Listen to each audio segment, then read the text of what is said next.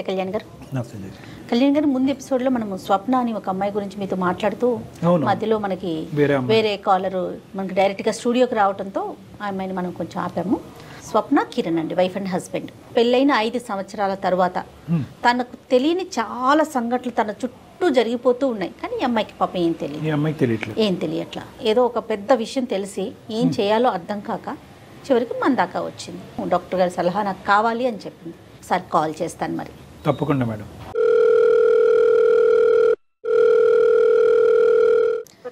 Hello, స్వప్న అండి?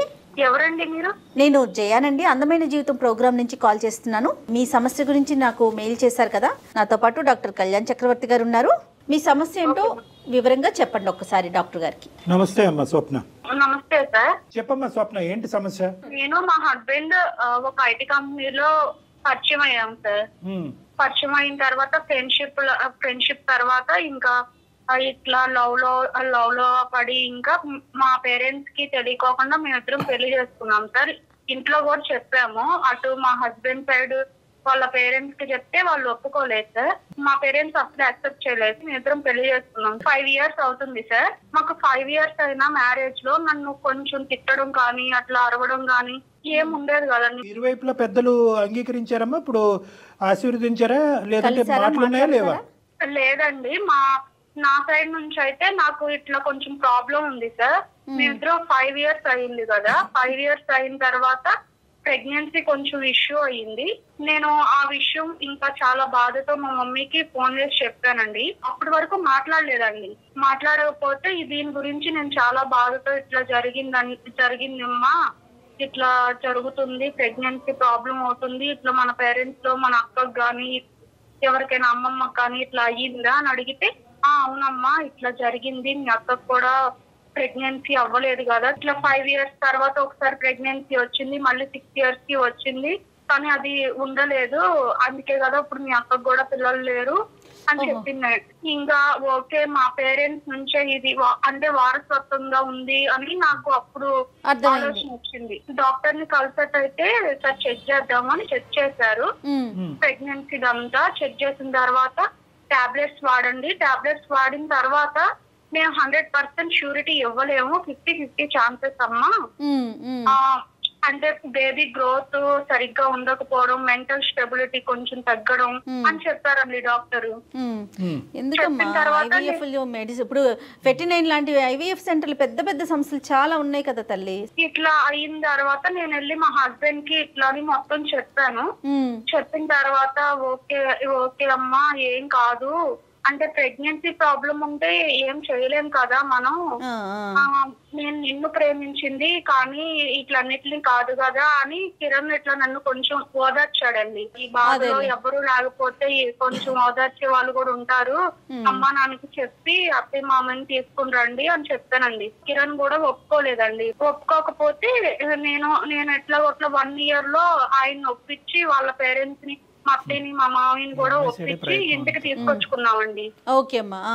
So వాళ్ళు వచ్చి ఎంతకాలం అయిందమ్మా? మేము తీసుకొచ్చుకుని 1 year అవుతుందండి. ఒకసారి నేను బెడ్రూమ్ లో ఉండగా వాళ్ళు బయట కూర్చుని కిరణ్ మా అత్తయ్య గారు మాట్లాడుకుంటున్నారండి. ఇంకా ఎన్ని రోజులు పిల్లలు లేరు, ఏమీ లేరు, ఎట్లా బయట సమాజం ఏమనుకుంటుంది, పిల్లలు ఉంటే ఎట్లా ఉంటది, పిల్లలు లేకపోతే ఏమనుకుంటారు, అమ్మాయి పిల్లలను కనలేదని సమాజం ఏదో బ్యాడ్ గా అనుకుంటారు అని కిరణ్ మాట్లాడుతున్నాడా? ఎక్కువ ఆవిడ మాట్లాడుతుంటే కిరణ్ వింటున్నాడా? మా హస్బెండ్ మాట్లాడట్లేదండి. మా అత్తయ్య గారు కిరణ్ కి చెప్తుంది. అదే కిరణ్ కి కొద్దిగా నైస్ గా ఇంజెక్ట్ చేస్తుంది. ఓకే మరి ఏం చేద్దామమ్మా అని అడుగుతున్నాడు కిరణ్. నేను విన్నానండి ఆ మాట కూడా. ఏంటి అడుగుతున్న అత్తయ్య గారు అని అంటే, ఏం లేదు, అది పిల్లల గురించి అడిగింది అంతే, నేను చెప్పానులే, సర్ది చెప్పానులే, అమ్మ కూడా ఓకే అందులే, ఏం లేదు, ప్రాబ్లం సాల్వ్ అమ్మా అని నాతో చెప్పారండి కిరణ్. సో అది పెద్ద రాద్ధాంతం చేయలే కిరణ్. కొద్దిగా జాగ్రత్త అయిన మనిషే. మాటలు క్యాలిక్యులేటెడ్ గా ఉన్నాయి, యాక్షన్స్ కూడా క్యాలిక్యులేటెడ్ గానే ఉన్నాయి. అమ్మ స్వప్న ఇలా వింటుంది, ఇలా స్వప్నకు కూడా తెలిసింది, అనవసరంగా మీ ఇద్దరి మధ్య రిలేషన్షిప్ డిస్టర్బ్ అవుద్ది, ఈ మాటలు ఇక్కడతో ఆపేయమ్మా అని చెప్పి మరి వాళ్ళ అమ్మగారికి ఒక విధంగా వార్నింగ్ ఇవ్వలేదా కిరణ్? ఎందుకు ఆవిడ అదే పని ఎందుకు కంటిన్యూ చేసింది? కిరణ్ కి వాళ్ళ అమ్మ అంటే చాలా రెస్పెక్ట్ అండి, చాలా రెస్పెక్ట్. వాళ్ళ అమ్మ మాటలు వింటాడు, ఇటు సైడ్ నా మాటలు వింటాడండి. నన్ను అంటే చులకనగా చూస్తారంటారు కదా, తినే వైఫ్ తినతో ఇట్లా ఉండాలి ఇట్లా ఉండాలని అట్లా ఏమి ఉండడు కిరణ్. ఎక్కడైతే ఆపాలో అక్కడ ఆపట్లే కదా. ఒక ఆడపిల్లకి ప్రత్యేకంగా ఒక ఆడది ప్రేమించి పెళ్లి చేసుకున్న తర్వాత భార్య స్థానంలో కూర్చుని నువ్వు గొడ్రాలివి, ఇండైరెక్ట్ గా అదే కదా, నువ్వు గొడ్రాలివి అని రన్నింగ్ కామెంటరీ రోజు పక్క బెడ్రూమ్ నుంచి వినిపిస్తూ ఉంటే ఆ అమ్మాయి ఇంట్లో ఉండాలా, ఎందుకు ఈ గుడిబండ తెచ్చుకుని ఇంట్లో పెట్టుకున్నాను అని అనుకుంటది కదా. ఆ మాత్రం కిరణ్ కి సెన్స్ ఉండాలి కదా. ఇద్దరిని బ్యాలెన్స్ చేస్తున్నాడు. కానీ నువ్వు ఏదైతే ఒక మాట వినకూడదో ఆ మాట పదే పదే ఇంట్లోంచి వినిపిస్తున్నప్పుడు ఆ మాటను ఆపేటటువంటి ప్రయత్నం కిరణ్ చేయాలిగా. చెయ్యలేదు కిరణ్, అట్లా ఏం చేయలేదండి. కాకపోతే మాకు తెలియకుండా మెయింటైన్ చేశారండి. వాళ్ళ అమ్మను కిరణ్ ఇద్దరు మాట్లాడుకునేవాళ్ళు సీక్రెట్ గా. నాకైతే చాలా చాలా బాధ వేసేదండి. మాట గుడ్రాలు అని అంటా ఉంటే చాలా రోజులు రూమ్ లో కూర్చుని ఫుడ్ తినుకోకుండా ఏడుస్తానే ఉండేదాన్నండి. నా బాధ ఎవరికి చెప్పుకోలేకపోయేదాన్ని. ఈవిడైతే మాత్రం డైరెక్ట్ గా నీకేం అటాక్ ఇవ్వలేదు మీ అత్తగారు? లేదండి. నీకేం ఏమడమ్మా ఎప్పుడమ్మా అని అనలేదు, ఓన్లీ కిరణ్ ద్వారా ఎంట్రీ ఇస్తుంది ఈవిడ. అవునండి, కిరణ్ కి కూడా తెలియకుండా కిరణ్ మారిపోయాడండి.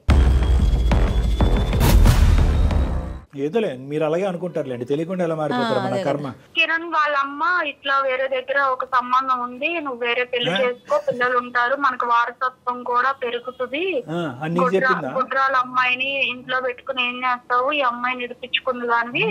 ఇట్లా పెళ్లి చూపులకి వెళ్ళారండి. మా అత్తయ్య గారు ఒక సంబంధం చూశారు.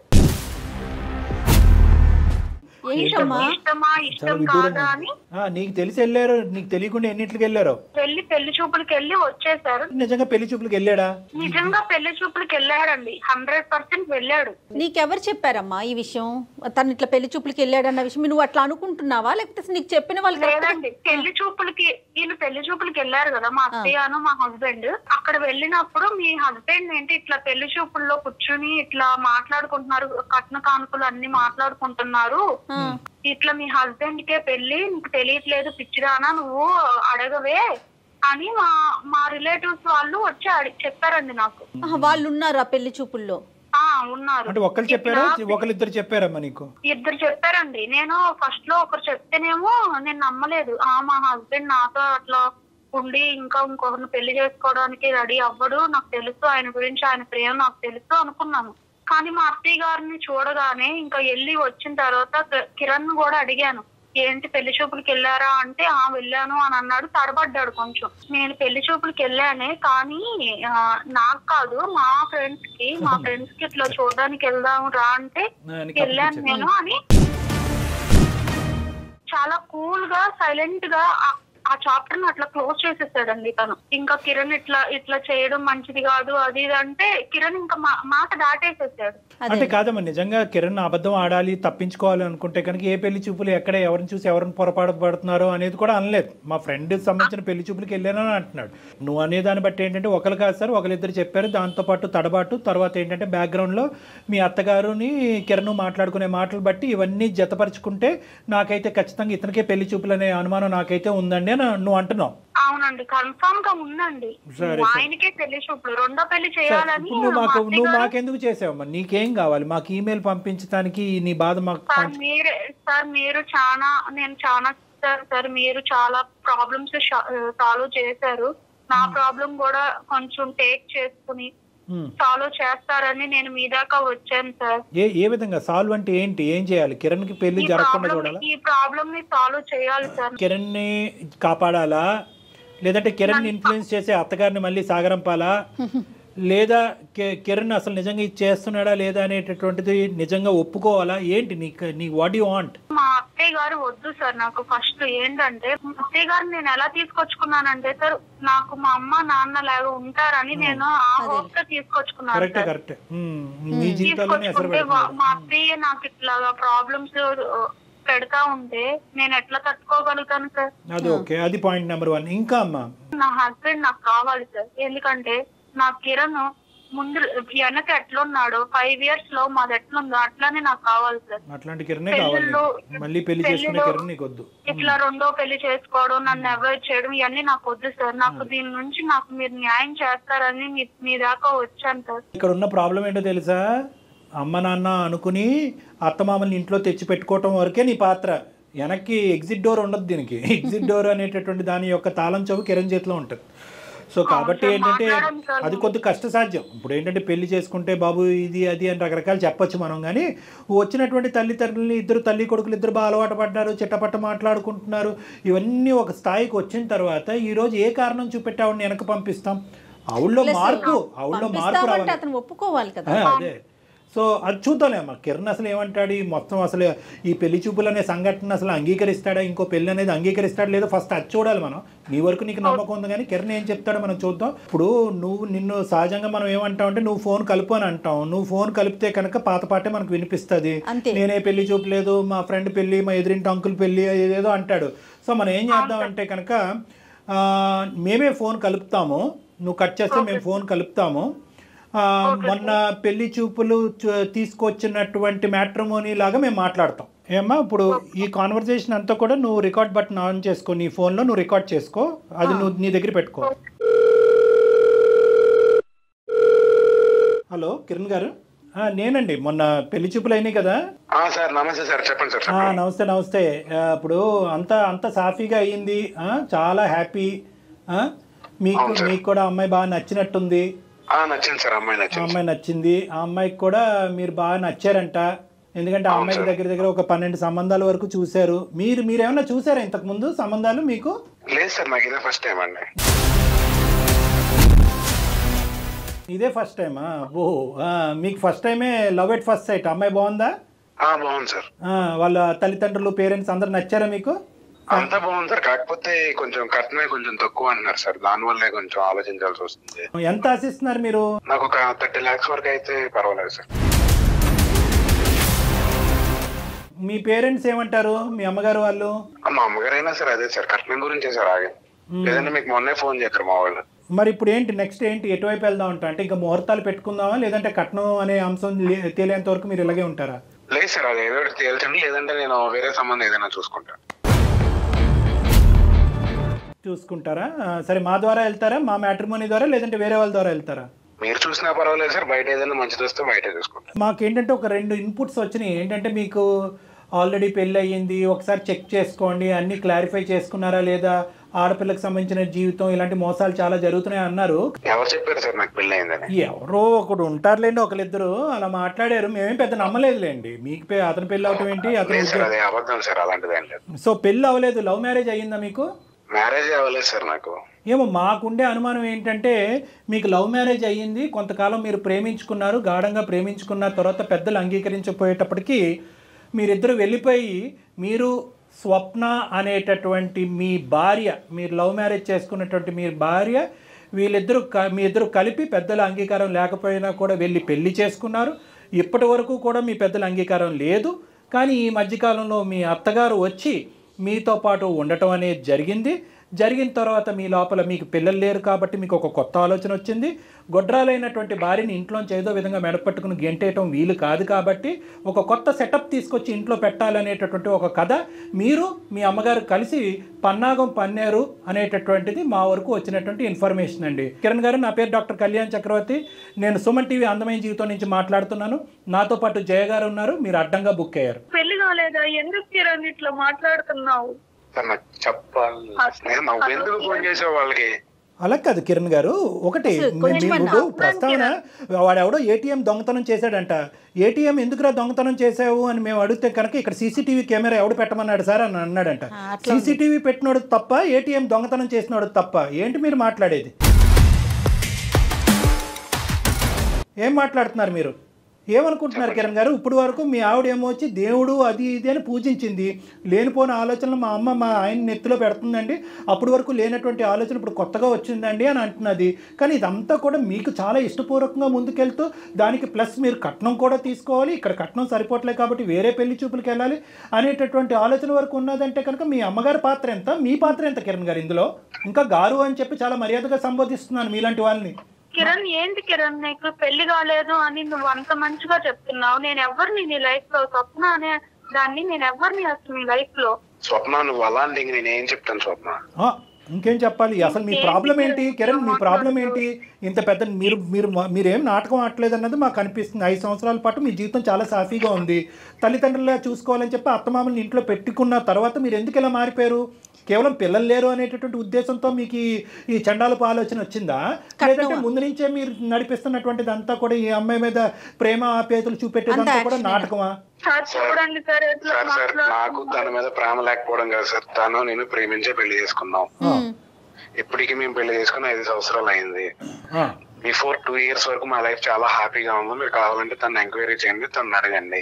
మీరు చెప్పిన దానికంటే 10 రెట్లు ఎక్కువే చెప్పింది లేండి అమ్మాయి మీ గురించి. కాకపోతే ఇప్పుడు ఏంటంటే తనకి పిల్లలు పుట్టారు సార్. అంటే మీరు అనుకున్నారా ప్రేమించుకున్నప్పుడే మనం పెళ్లి చేసుకుని కలిసి ప్రయాణం చేయాలంటే 2 years లోపల పిల్లలు పుడితే నువ్వు భార్యవి, లేదంటే నిన్ను బయటకు గెంటేస్తానని అనుకున్నారా? ఒకప్పుడు ప్రాబ్లం మీకే ఉంటే కిరణ్ గారు ప్రాబ్లం మీకే ఉంటే, ఇప్పుడు ఆవిడకి ప్రాబ్లం కాబట్టి ప్రాబ్లం మీకే ఉంటే కనుక అప్పుడు స్వప్న గారు కూడా వేరే పెళ్లి చూపులకు వెళ్ళొచ్చా వాళ్ళ అమ్మగారితో పాటు? ఆ ఈక్వేషన్ వర్కౌట్ అవుదా మన సమాజంలో? ఆ ఈక్వేషన్ వర్కౌట్ అవుదా? ఆ లెక్క తేలదా? నమ్మలేకపోతున్నాను కిరణ్. మీరే చెప్పండి సార్, నాకు వారసత్వం కావాలి, నేను 2వ పెళ్లి చేసుకుంటాను, చెప్పండి సార్ మీరే తనకి. ఏంటి తనకి నేను ఇప్పుడు ఆ అమ్మాయి మాకు కంప్లైంట్ పెడితే ఇప్పుడు అమ్మాయి నువ్వు మాట్లాడమ్మా, నువ్వేం మాట్లాడాలో మాట్లాడు. అతను ఏం చెప్తున్నాడో మాకు అర్థం కావట్లేదు, నువ్వు మాట్లాడు. ఏంటి కిరణ్ నువ్వు ఇట్లా మాట్లాడుతున్నావు? మన 5 years లవ్ ఏమైపోయింది, ఇప్పుడు మీ అమ్మ ఇట్లా రాగానే ఇట్లా మారిపోయావు, ఏంటి కిరణ్? ఇప్పుడు నాకు వారసత్వం కావాలి కదా స్వప్న.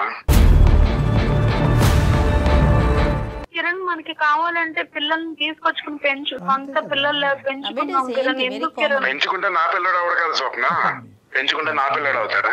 కిరణ్ నీకు తమ్ముడు ఉన్నాడుగా కిరణ్, నీకు తమ్ముడు పుట్టిన పిల్లలు అన్న ఆ పిల్లలు కూడా నీకు డాడీ లెక్కే కదా కిరణ్. ఎందుకు? అవును స్వప్న, ఇప్పుడు ఆడపిల్లలు ఆడికి పిల్లలు అవుతారు కానీ నాకు పిల్లలు అవుతారా చెప్పు? నా తమ్ముడు పిల్లలే, నేను ప్రేమగానే పెంచుకుంటాను.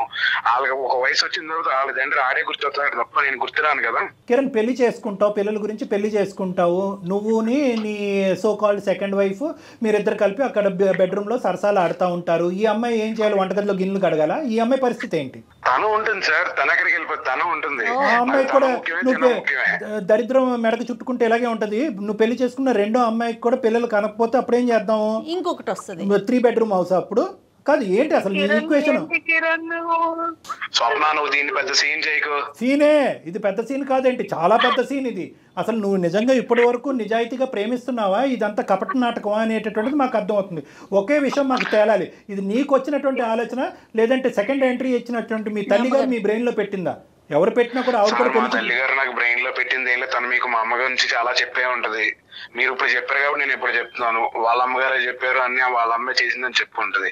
ఏ తల్లి తన కొడుకుని పాడైపోమని ఏ తల్లి చెప్పదు సార్. మా అమ్మ అయితే నాకు చెప్పలేదు, నీకు పిల్లలు కావాలి కదా, నీకు వారసత్వం కావాలి కదా, నువ్వు అక్కడ ఎలా ఉండిపోతావు అని అన్నది అంతే. కిరణ్ నేను అడిగినప్పుడు అమ్మ నాన్న అత్తయ్య మామయ్యని ఇంటికి తీసుకొచ్చి పెట్టుకున్నావు అని అన్నప్పుడు నీకు గుర్తు రాలేదా ఈ విషయాలన్నీ? ఎందుకు ఇట్లా మారుతున్నావు? నేను మారడం ఏంటి స్వప్న? ఇప్పుడు జరిగేది అదే కదా. ఇప్పుడు నేనేం చేయను చెప్పు? ఇప్పుడు అక్కడేమో మా అమ్మ నువ్వు పిల్లలు కావాలి, నువ్వు 2వ పెళ్లి చేసుకోకపోతే నేను చచ్చిపోతాను అంటుంది. ఓ పక్క నువ్వు చచ్చిపోతాను, మీ ఇద్దరు కదా మధ్యలో నేను కావాలి. సో మీకేమి ఇప్పుడు మీకంటూ పిల్లలు కావాలి అనేటటువంటి ఉద్దేశం లేదు, కానీ మీ అమ్మగారికి మాత్రం వారసుడు కావాలి అనేటటువంటి ఆలోచన వల్ల ఆవిడ అది బలవంతం పెట్టింది కాబట్టి మీరు ఈ లూప్ లోకి వెళ్ళారా? ఇప్పుడు నాకు కూడా ఉంది సార్, మొన్నటి వరకు నాకు కూడా లేదా ఆలోచన, ఇప్పుడు నాకు కూడా ఉంది సార్. నా కొలీగ్స్ అందరినీ చూస్తుంటే నాకు కూడా పిల్లలు అంటే బాగుండన్న ఆలోచన నాకు కలుగుతుంది. కరెక్టే, కానీ నువ్వు ప్రేమించి పెళ్లి చేసుకున్నటువంటి ఈ అమ్మాయికి తన జీవితంలో మొదటి స్థానం కాకుండా 2వ స్థానంలో ఎలా ఉంటుంది ఆ అమ్మాయి? ఈ అమ్మాయి పరిస్థితి ఏంటి? పిల్లల మాట తర్వాత మాట్లాడదాం. నువ్వు ప్రేమించి నమ్మి వాళ్ళ తల్లిదండ్రులు వదిలేసి ఇక్కడికి వచ్చి ఆ అమ్మాయి నీతో పాటు కాపురం చేస్తుంది. అటువైపు తల్లిదండ్రులు లేక ఇక్కడ భర్త స్థానం అనేటటువంటిది లేక ఏమైపోద్ది ఈ ఆడపిల్ల? ఈ అమ్మాయి పరిస్థితి ఏంటి? తను అక్కడే ఉంటది, తను ఎప్పుడు ఎలా ఉంది ఇప్పుడు అలాగే ఉంటది. 2వ పెళ్లి చేసుకునే అమ్మాయికి ఇట్లా పెళ్లి అయింది, నాకు ఒక బాధ ఉందని చెప్తాడా? మరి వాళ్ళు ఒప్పుకుంటారా? ఇప్పుడు మీరు ఇన్ని చెప్తున్నారు కదా సార్, రేపొద్దున మీకు ఎలా ఆ సిచ్యువేషన్ లో మీరుంది మీరేం చేద్దరు సార్? పిచ్చి మాటలు మాట్లాడుకు. నీ సిచ్యువేషన్ లో మేము ఉండటం ఏంటి? మేము ఉంటే ఇలాంటి పిచ్చి నిర్ణయాలు తీసుకోము. మైండ్ నుండి మాట్లాడుతున్నావా లేక మాట్లాడుతున్నావా? ఏం మాట్లాడుతున్నావు? ఏం బాబు నీలాగా అందరూ ఉంటారని అనుకోవద్దు. నువ్వు ప్రేమించావు ఒక ఆడపిల్లని. కాదు కళ్యాణ్ గారు, ఆయన ఏదో కరెక్ట్ ఆలోచన చేస్తున్నాడు, మిగతా వాళ్ళందరూ చాలా తప్పుగా ఆలోచన చేస్తున్నారు అనుకుంటున్నాడు. అసలు వాస్తవానికి ఇది ఎలా ఉండాలంటే నీకు తెలియదు స్వప్న. నువ్వు ముందే ఫోన్ చేసావు, పెళ్ళి అయిన తర్వాత ఫోన్ చేయవలసింది. అప్పుడు ఇతనికి ఏమవుతుంది అంటే కనుక అప్పుడు బైగమీ కింద ఇతను లోపల ఉంటాడు, జైల్లో ఉంటాడు. అది పెద్ద శిక్ష. 7 సంవత్సరాల పాటు ఎంతో జైల్లో ఉంటాడు. నాకు కరెక్ట్గా తెలియదు. నువ్వేంటంటే పెళ్లి చూపులప్పుడు నాకు తొందరపడి ఫోన్ చేశావు. అతనికి ఇలా చేస్తే కనుక ఏంటి శిక్ష అనేది తెలియక చేస్తున్నాడో, లేదంటే నిన్ను కాస్త అలా దుబ్బితే కనుక నువ్వు మెత్తబడిపోతే కనుక 2, 3, 4 తీసుకొచ్చి పెట్టుకోవచ్చు అని అనుకుంటున్నట్టున్నాడు. నీ అసెస్మెంటే ఈ మనిషి గురించి తప్పు. నువ్వు చాలా అమాయకురాలివి.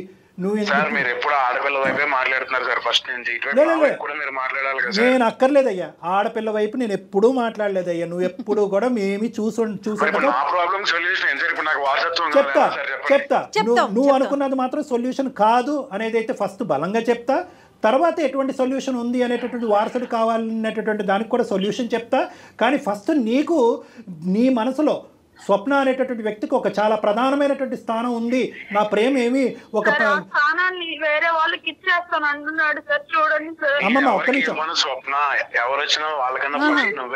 ఆయన మనసు చాలా విశాలమైందమ్మా. ఎంతమందికైనా స్థానం ఇస్తాడు. తను ఉంటుంది అని పెళ్లి చేసుకుంటాను, నువ్వు కావాలి తను కావాలంటే నేను ఎట్లా యాక్సెప్ట్ చేయాలి? అసలు ఆ ఫీలింగ్ ఎట్లా ఉంటుంది అమ్మాయికి? పెళ్లి చూపుల్లోకి వెళ్ళి నీకు పెళ్లి అవ్వలేదు, ఇదే ఫస్ట్ మ్యారేజ్ అన్నట్టుగా ఒక అబద్ధం చెప్పడం, వాళ్ళని మోసం చేయటం, ప్లస్ కట్నం అడగటం, ప్లస్ నాకు ఆ అమ్మాయి నచ్చిందండి 30 లక్షలు కావాలని డిమాండ్ చేయటం. అసలు నువ్వు ఎవరనుకుంటున్నావు? నువ్వేమనుకుంటున్నావు? నీకు నిజంగా పిల్లల గురించే ఇది ఆలోచన అయితే కనుక 1,00,000 దారులు చెప్తాం మేము. అడాప్షన్ నచ్చకపోయినా కూడా 1,00,000 సైంటిఫిక్ దారులు చెప్పడానికి మేము రెడీగానే ఉన్నాం. మీరైతే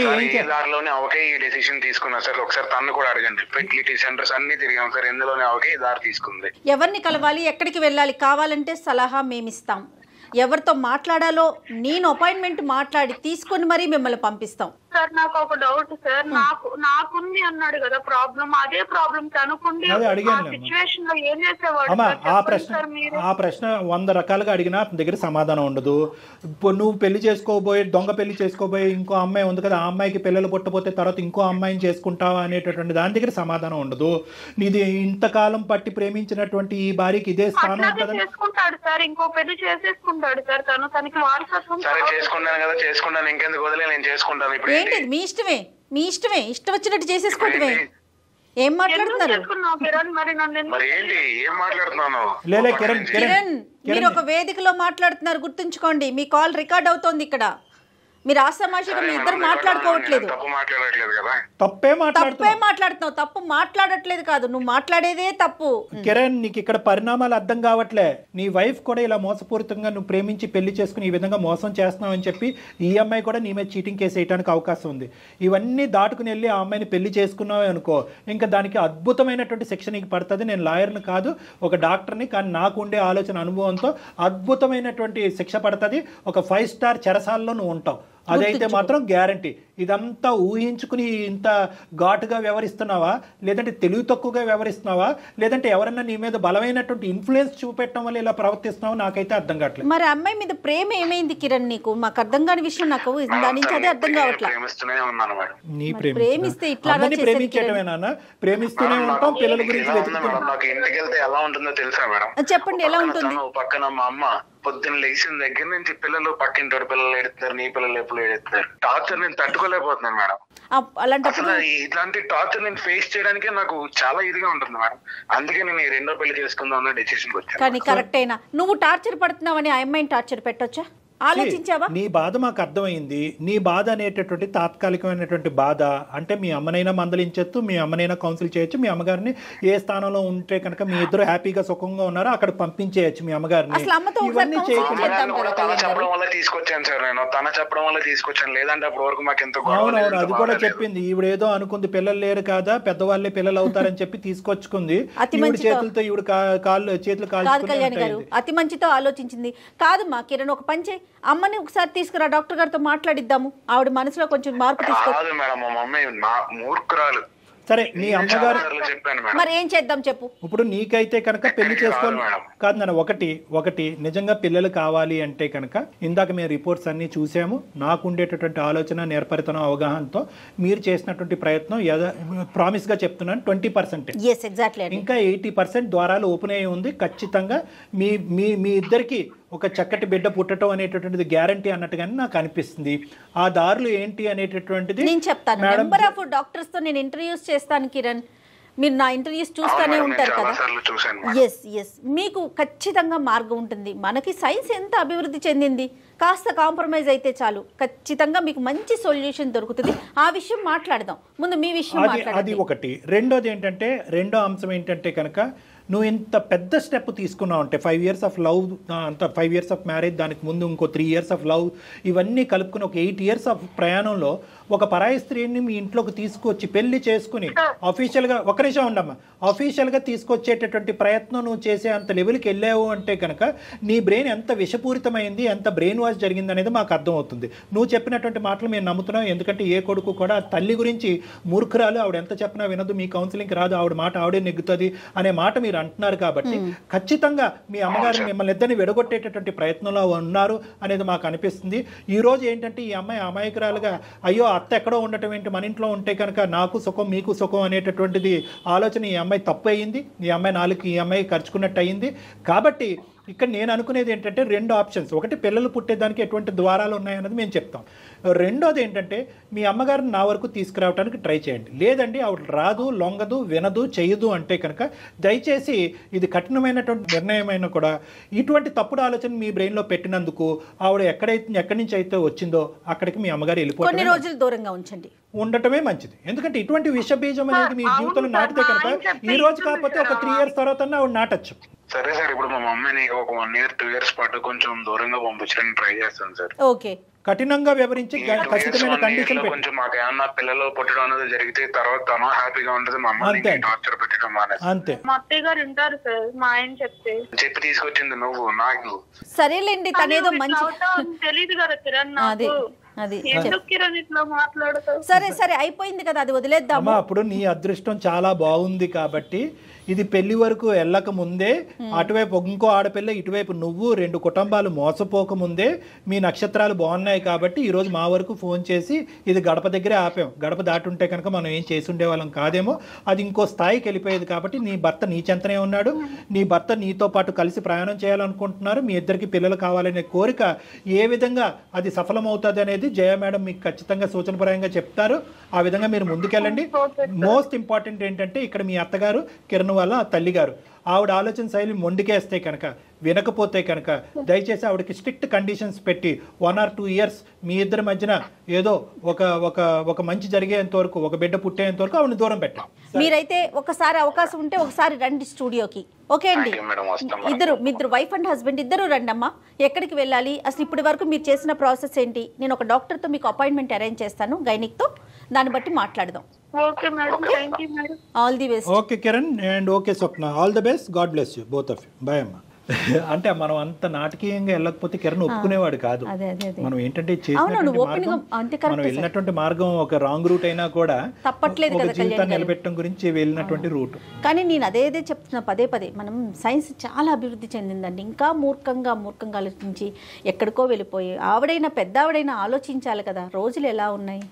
అంటే ఆవిడ ఆలోచన వాస్తవానికి మనకి ఇప్పటికీ తెలియదు. ఆవిడ ఆలోచన పిల్లల గురించా లేదంటే వీళ్ళని విడగొట్టటమా లేకపోతే డబ్బుల కోసమా అనేది అర్థం కాదు. కట్నం గురించా. రైట్ కళ్యాణ్ గారు, కిరణ్ దంపతులు ఇద్దరు వచ్చారంటే కనుక ఎక్కడికి వెళ్ళాలి ఏంటని నేను ఒక గైనిక్తో అరేంజ్ చేస్తాను. దాని తర్వాత ఏం చేయాలనేది కూడా మనం మాట్లాడదాం. తప్పకుండా. రైట్, నమస్తే. నమస్తే జగన్. కాళ్లలో నొప్పి, నరాల వాపు వంటి లక్షణాలతో బాధపడుతున్నారా? వెరికోస్ వెయిన్స్ లో అత్యాధునిక చికిత్స ఏవిస్ వాస్కులర్ సెంటర్.